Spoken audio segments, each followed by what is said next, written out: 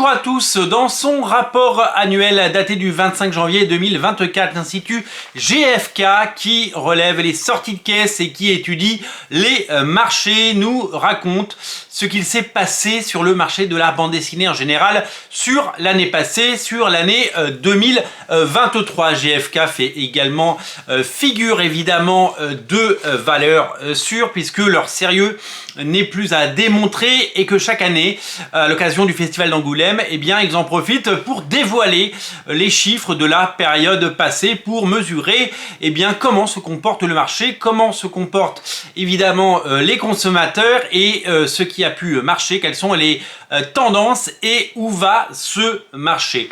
Le constat de l'année 2023 nous révèle que ce fut une année difficile pour le monde de la bande dessinée en général.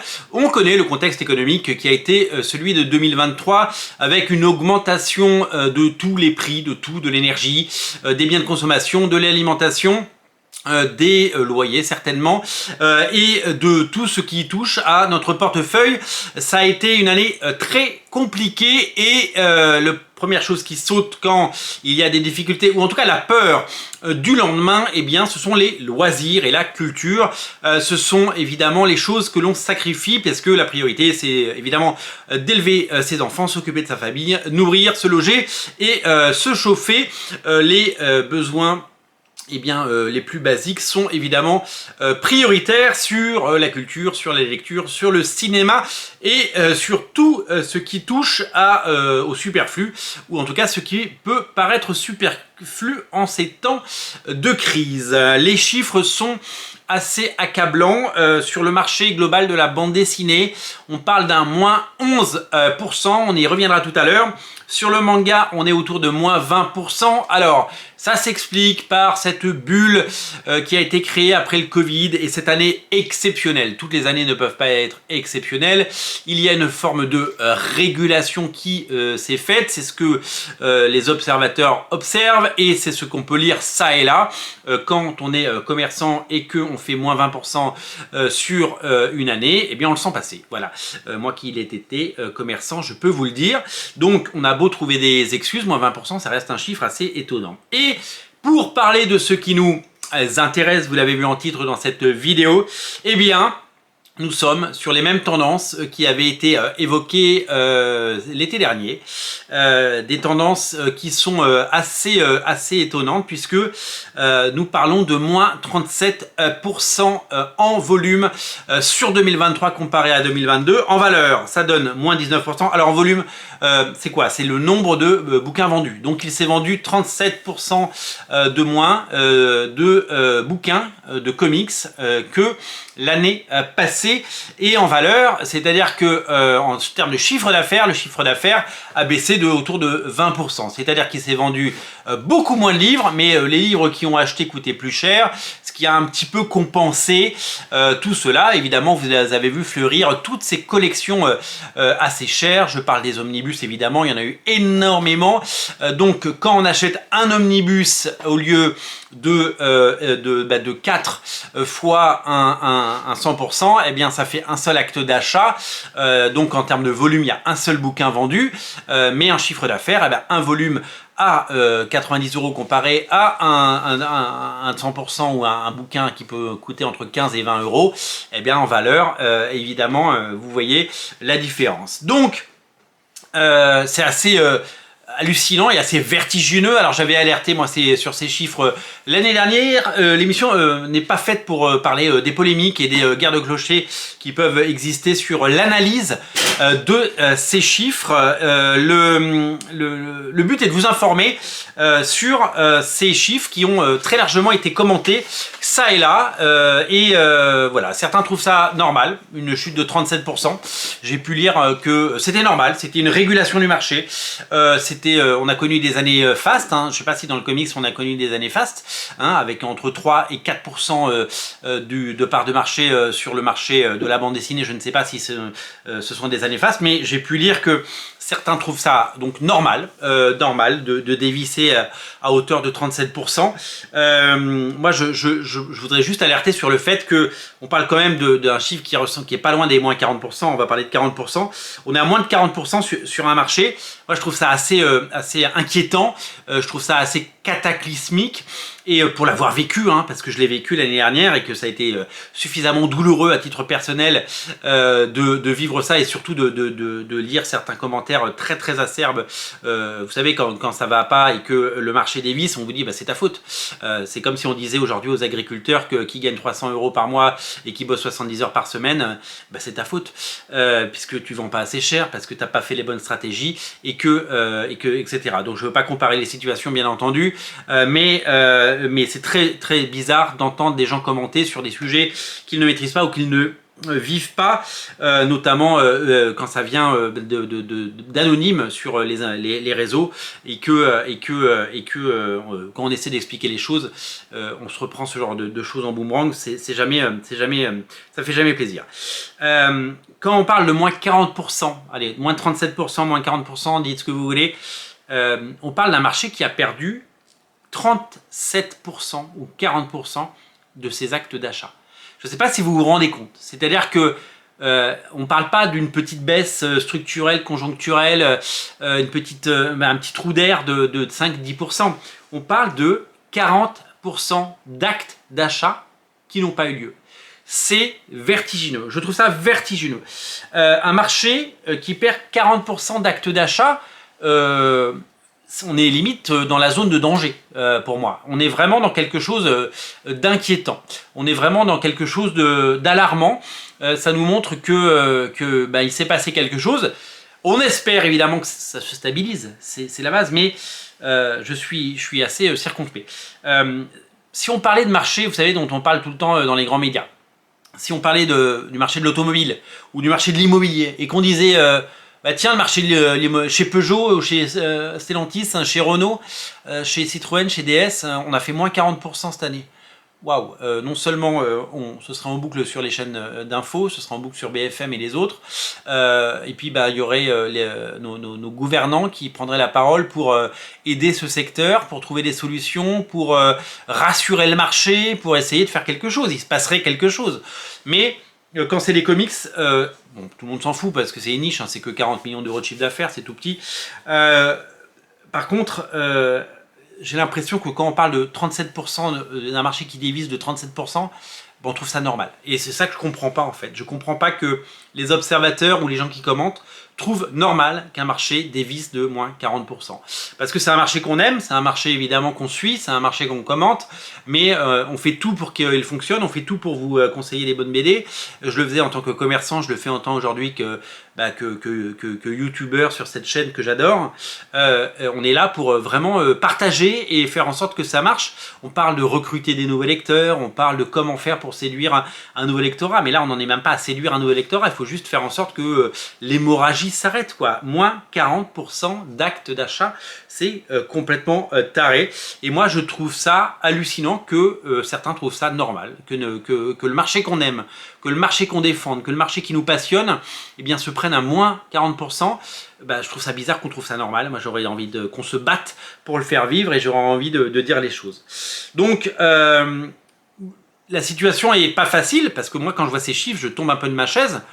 Surtout que quand j'entends tous les éditeurs faire le bilan de l'année, notamment sur nos amis de First Print, hein, que j'écoute leur podcast et je me suis passionné de tous les bilans, personne ne dit que la situation va mal, tout le monde dit que tout va bien. Et j'ai beaucoup de mal, alors c'est compliqué hein, pour un éditeur de dire que ça va pas, parce que si lui le dit, ça crée une panique, et si ça crée une panique sur le marché, eh bien tout le monde se replie. Donc tout le monde évidemment dit tout va bien, je vais bien, mais ce n'est pas forcément la réalité du marché. Alors, on ne va pas dépeindre un tableau tout noir. Il y a des succès, On l'a dit, Nice House on the Lake, c'est plus de 50 000 exemplaires sur l'ensemble des 2 tomes. On est même autour de 55 000, je dirais. 55 000 exemplaires, c'est un phénomène de librairie. Il vient de recevoir un prix Angoulême. Ça va continuer, mais c'est un petit peu, vous savez, l'arbre qui cache la forêt, ce genre de titre. La réalité, c'est que cette semaine, il n'y avait, encore une fois, que 4 comics dans le top 200. Alors il y en avait un 5e qui est affilié aux comics, hein. C'est l'énorme succès des Guerres de Lucas qui est à 46 000 exemplaires. C'est pas un comics, hein. C'est de la bande dessinée made in France, mais c'est un peu associé parce que c'est Star Wars, George Lucas, enfin voilà, c'est un bouquin pop culture si vous voulez. Et donc il marche très très bien, mais il y a dans ce top 200, il y a 4 comics pour ainsi dire. Alors, si, il y a quelques titres, il y a 4 comics en album. J'ai écarté les quelques titres nomades, parce qu'il y a quelques titres nomades qui, évidemment, ont réussi à se placer à quelques centaines d'exemplaires. Mais il y a Berserker qui s'est vendu à 730 exemplaires et on en est à plus de 2100 exemplaires. Il y a Nice House on the Lake tome 1 qui s'est revendu à 700 exemplaires cette semaine et c'est un phénomène, en sachant qu'il n'avait pas encore eu le prix et maintenant qu'il l'a eu, il va encore être mis en avant. Donc lui, il est parti pour aller très très haut, hein. Il a 31 000 exemplaires. Et Nice House on the Lake tome 2, il est à 568 exemplaires. Alors c'est très drôle parce que on est très proche du tome 1 et du tome 2 sur la même semaine, ce qui veut dire que j'ose imaginer que les gens prennent le tome 1 et le 2 directement, voilà, avec plus de personnes qui prennent le tome 1 tout seul, évidemment, pour essayer. On est à plus de 21 000 exemplaires, donc je vous le dis, on est à quasiment à 43 000 exemplaires à 53 000 exemplaires, pardon, de Nice House on the Lake sur les 2 tomes. Je vous parle même pas de l'édition collector qui est sortie il y a quelques semaines, qui a dû continuer à se vendre, et donc qui elle s'est vendue, elle était tirée à combien, 3000 exemplaires, 1500 exemplaires, j'ai un petit trou de mémoire. Enfin bon, voilà, on n'est pas loin des 55 000 exemplaires et ça va continuer, et c'est tant mieux. La nouveauté Panini de la semaine, hein, le numéro 1 Panini de la semaine, c'est Nemesis Reloaded, dont je vous ai parlé, la vidéo a été vue plus de 2000 fois. Et on est à 450 exemplaires pour la première semaine. Alors c'est du Marc Millar, ça va se vendre sur la durée, mais c'est pas non plus des chiffres de folie. Le premier semestre, donc les chiffres sont pas bons sur la semaine, mais on les a commentés toute l'année 2023 et ils n'ont jamais été très très bons. Il y a quand même un marché, hein, c'est 40 millions d'euros de chiffre d'affaires. Enfin, je veux dire, on n'est pas là pour tout jeter, et on n'est pas là pour tirer sur l'ambulance. Mais ce qu'il faut comprendre, c'est que ça a été dit par certains observateurs, par des éditeurs, et qui ont eu le courage de le dire. Le premier semestre a été totalement cataclysmique en 2023. Il n'y avait personne dans les librairies. Je me souviens de l'interview de Nicolas Beaujean justement dans First Print qui disait qu'il avait sorti 2 titres en début 2023 et on lui a dit mais ça n'a pas marché. Arnaud Tomassini lui dit mais ça n'a pas marché. Et lui dit mais en fait il n'y avait personne dans les librairies, il n'y avait absolument personne dans les librairies. Vous souvenez-vous de cette époque où on nous faisait peur avec la guerre, l'Ukraine, on va mourir de faim, on va mourir de soif, on va mourir de froid parce qu'on n'aura pas d'électricité. Les médias étaient en boucle, c'était insupportable. Et donc bah, tout ça, ça a pesé, et pas seulement sur le marché du comics, parce que je vais vous faire une petite démonstration. Le marché de la BD, il a fait moins 11%. Donc bon, il était peut-être un peu fort en 2022, et donc bah, il fait en moins 11%. Bon, on peut parler de Régule, parler de ce que vous voulez. Mais il y a quand même eu un Gaston qui s'est vendu à plus de 500 000 exemplaires et un Astérix qui s'est vendu à plus d'1,5 million d'exemplaires. On est à plus de 2 millions d'exemplaires sur seulement 2 titres. Et en plus, les éditeurs, ils ont tiré à boulet rouge parce qu'on a eu un Black et Mortimer, on a eu un Black Sad, on a eu un Manara, on a eu un Lucky Luke. Ils sont tous vendus à plus de 100 000 exemplaires. Le Manara, il a moins de 100 000 exemplaires, mais Black Sad, il a dépassé largement. Le Lucky Luke aussi, le Black et Mortimer aussi. Tous ces titres-là, ils ont cartonné. Ils ont cartonné, c'est-à-dire que l'artillerie lourde, après un premier semestre très compliqué, tout est sorti entre septembre et décembre. Et là, ça a été la folie parce que bah, y a beaucoup de titres qui ont marché. Donc les gens sont venus en librairie, les gens sont venus acheter et les gens sont repartis avec beaucoup de bandes dessinées. Donc, malgré avec tous ces titres-là et les 2 millions d'exemplaires de Gaston et Astérix, eh ben, on termine à moins 11%. C'est-à-dire que l'année d'avant, il n'y avait pas Astérix et pas Gaston. Eh ben, on avait fait quand même plus. C'est-à-dire que imaginez s'il n'y avait pas eu Gaston et Astérix cette année. Alors il y aurait quand même eu des sorties, hein, toujours des Largo Winch, il y a toujours des 13, il y a toujours des Lucky Luke qui sortent, il y a toujours des titres phares, hein, mais là on parle de titres qui vendent à plus de 500 000 exemplaires et 1,5 million pour Astérix. Donc si on n'avait pas eu ces 2 titres, le marché il aurait été à moins 25%. Donc là, c'est un chiffre qui aurait peut-être parlé, enfin perdre un quart des actes d'achat, un quart du volume. Je ne sais pas si vous vous rendez compte. Vraiment, je tiens vraiment à ce qu'on mesure ça. Parce que bah souvent les chiffres, c'est des chiffres. Ouais, bah t'as perdu 10%. Un, c'est ta faute. Et deux, c'est pas grave. Mais c'est quand même 10%. C'est énorme. Et quand on parle de 37% pour les comics, c'est 37% d'actes d'achat en moins. C'est 37% de livres en moins achetés par des fans de comics. Enfin, moi, je trouve ça hyper inquiétant et hyper dangereux. Alors, cette vidéo, elle n'est pas faite pour tirer sur l'ambulance et elle n'est pas faite pour alarmer. Elle est juste là pour alimenter la réflexion.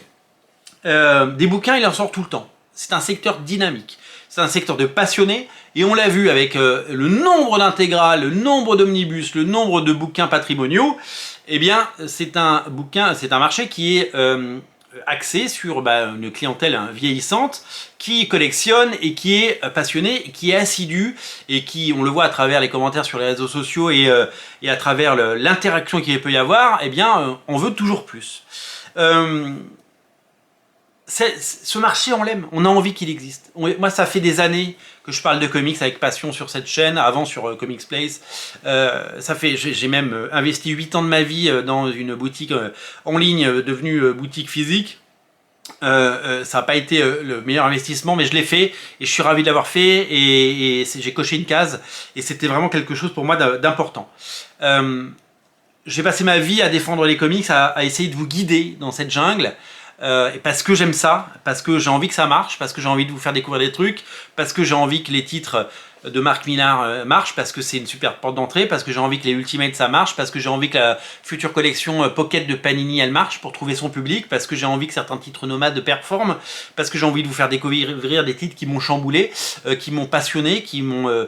quand je vous parle avec passion de l'omnibus X Factor par Peter David et Joe Quesada et Larry Stroman, waouh, pour moi c'est une claque, c'est un plaisir, c'est des souvenirs, c'est de la nostalgie, c'est un moment de ma vie et c'est des épisodes qui 30 ans après résonnent encore. Quand je vous parle des Wildcats de Jim Lee sortis en fin d'année chez Urban, quand je vous parle du Batman Deadly Duo de Marc Silvestri sorti chez Urban, mais que j'ai adoré et que j'ai feuilleté, que j'ai lu et relu et que je regarde amoureusement parce que j'adore cet artiste et parce que ça me passionne.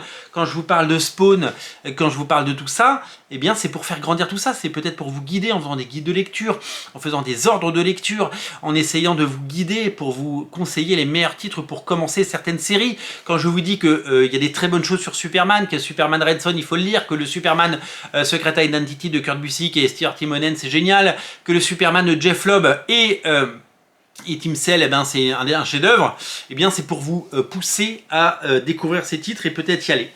Alors oui, les temps sont durs, oui le marché il a fait moins 11%, le marché de la BD globale il a fait moins 11%, et qu'il aurait pu être à moins 20 s'il n'y avait pas eu Astérix et Gaston.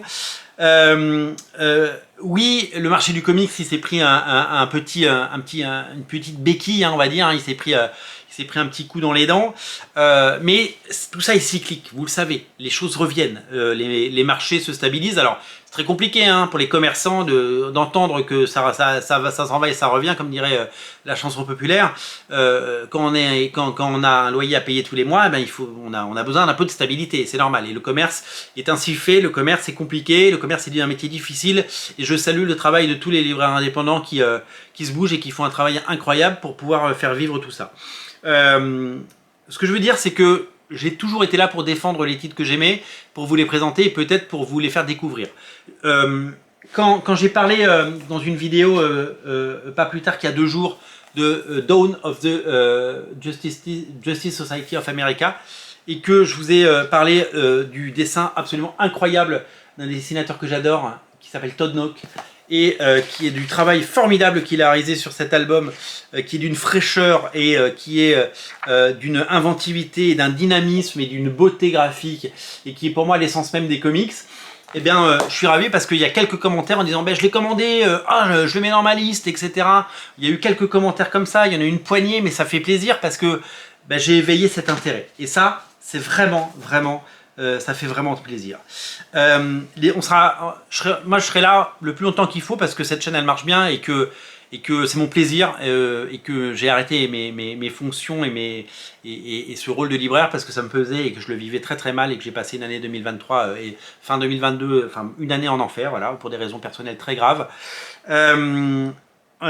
Honnêtement, je vais continuer à défendre les bouquins et j'espère que pouvoir continuer un maximum. En fait, j'ai envie de lire des bonnes choses. Moi, j'ai envie de m'élever culturellement. J'ai envie j'ai envie de lire des choses qui me font plaisir. Et je prends autant de plaisir à lire du Tonnock que des titres beaucoup plus indépendants, du 404 Comics et des choses indépendantes, parce que je pense qu'il y a la place pour tout ça dans un cerveau et que tout ça, ça fait plaisir. Et je serai encore là pour parler de tout ça et je profite de l'attention parce que vous êtes, si vous avez tenu 19 minutes, eh ben vous pouvez tenir encore une minute de plus pour vous rappeler 3 titres sortis récemment que j'ai adoré. Il y a Au-dedans qui m'a chamboulé, qui m'a retourné le cerveau et la tête et qui m'a absolument passionné. C'est chez 404 Comics et ça vient de sortir et ça mérite vraiment d'être lu et d'être dévoré. Il y a Mon parrain, la bonne fée, chez Comics Initiative, qui est une merveille absolue que j'ai lu entre Noël et Jour de l'An, qui est disponible partout.